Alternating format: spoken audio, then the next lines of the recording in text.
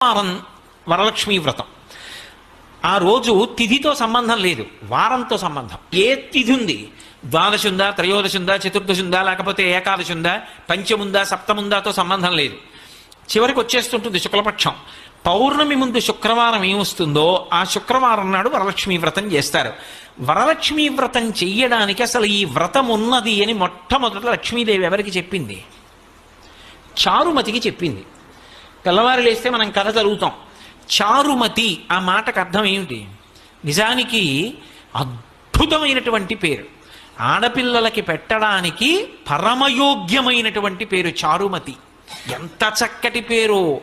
చారు అంటే సత్, మంచి అని, చాలా చక్కటి ఆలోచన కలిగినది, విశాల బుద్ధి కలిగినది. మతి బుద్ధి, మంచి బుద్ధి కలిగిన పిల్ల